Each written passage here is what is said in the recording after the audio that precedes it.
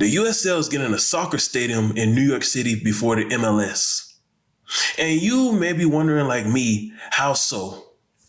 How is a league that's supposed to be second tier, the second level league, getting a stadium in a major city, like the biggest media city in the world, before the league that's supposed to be the Premier League of America, the league that's supposed to be tier one? How is that so? How is a team that has never played a game yet, a club with an all-time record of 0-0-0, how are they getting a stadium in NYC before the team that recently won the national championship? Does this make sense to you? Did you ever think something like this will happen? Did you ever see a time where the USL is making power moves while the MLS is just sitting back watching? The USL getting a stadium in NYC before the MLS is like the Pac-12 getting a bigger TV deal than the SEC, if you're a college football fan. That's like the Pac-12 getting a larger TV deal than the SEC. It's not supposed to happen, but it's happening. And this is why it's happening. Number one, the USL is not led by billionaires. Billionaires generally bring fear to residents. The reason why billionaires bring fear to residents is because billionaires are disruptors. Billionaires generally destroy communities and they rebuild it to their liking. Like they come to a community, they see it, they're like, I don't like it. Property taxes go up, rent goes up, cost of living goes up, people are forced to leave. Once a majority of the people leave, the community is destroyed and the billionaires rebuild it to their own liking. That's why people become fearful when a billionaire is in town. This is why people try their hardest to resist the billionaire. New York City residents do not like billionaires because historically speaking, billionaires destroy communities. The MLS is led by billionaires. The USL is not led by billionaires. Therefore, the USL can come in and create a plan to work with the residents rather than being against the residents. The USL has a realistic business plan, not being led by fantasies. When you think about the MLS, as of right now, nobody can really explain what's the vision for the MLS. What is the real vision for the MLS? You want an expansion city in Vegas? You want one in Sacramento? You want one in San Diego? You want one in Phoenix? You want one in Baltimore? Like, what is the real vision for the MLS? Then we're talking about TV deal. You think about ESPN, Fox, Univision. It's like the MLS has a bunch of ideas and it's just scattered all over the place. That's fantasy. When it comes to vision, there's clarity. When there comes to vision, there is clarity. There is no confusion. The USL is full of clarity. The USL is not chasing after popularity. The USL is not chasing after NFL owners to be a part of its business plan. The USL is working in conjunction with the community than against it. The USL is working in conjunction with the community rather than working against the community. The USL builds communities. The USL enhances communities. The USL sustains communities. I have never heard of any group of people being forced to leave their apartment because a new USL stadium was built. I have never heard of any business being forced to relocate because of a USL stadium. Look what Detroit City FC is doing in Detroit. They're enhancing, they're revitalizing, they're sustaining the community in Detroit. Look what the USL is doing in El Paso. Yes, they play at a baseball stadium, but nobody is being evicted from their apartment. Nobody is being forced to sell their home in El Paso because of a new soccer stadium. Look what the USL is doing in Atlanta.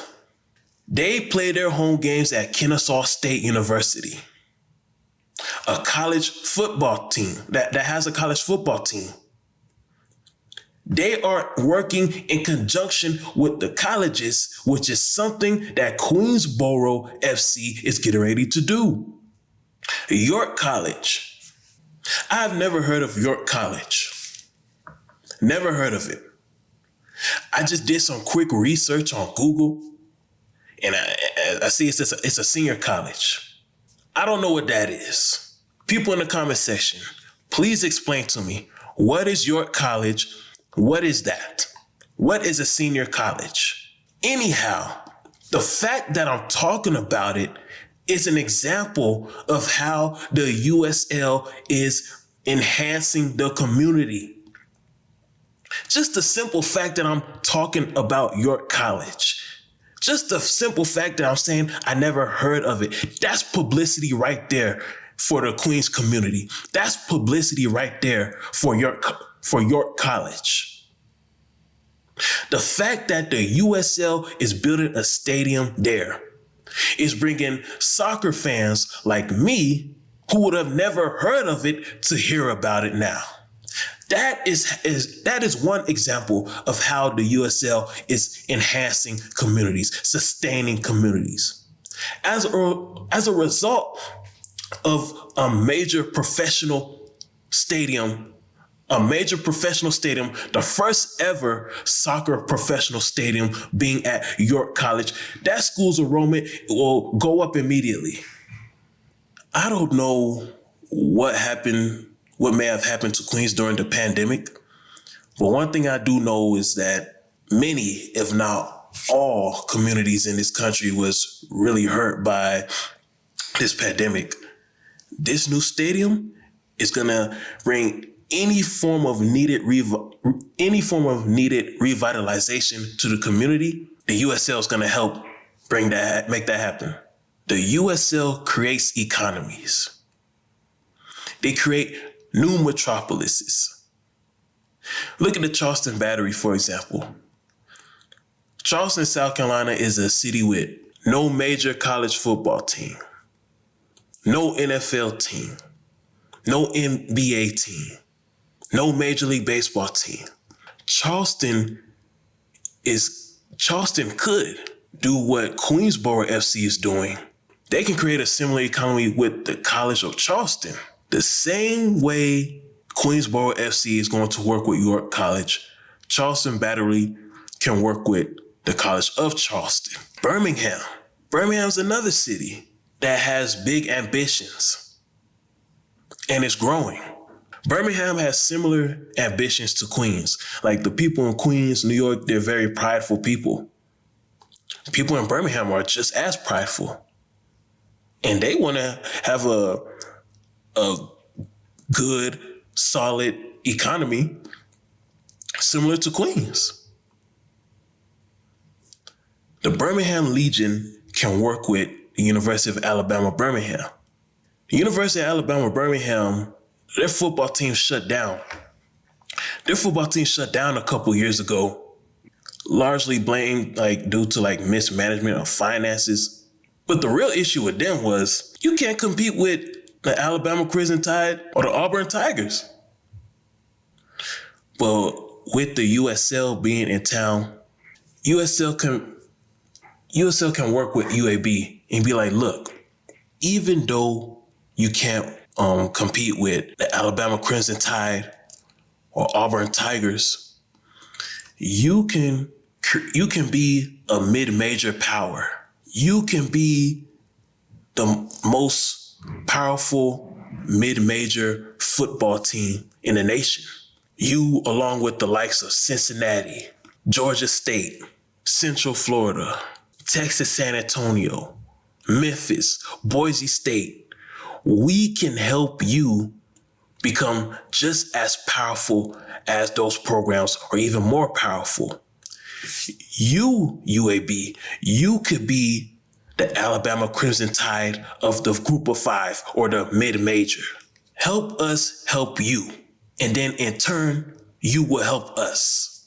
The USL represents unity. The USL is about unity. So Birmingham Legion can help Alabama Birmingham become great.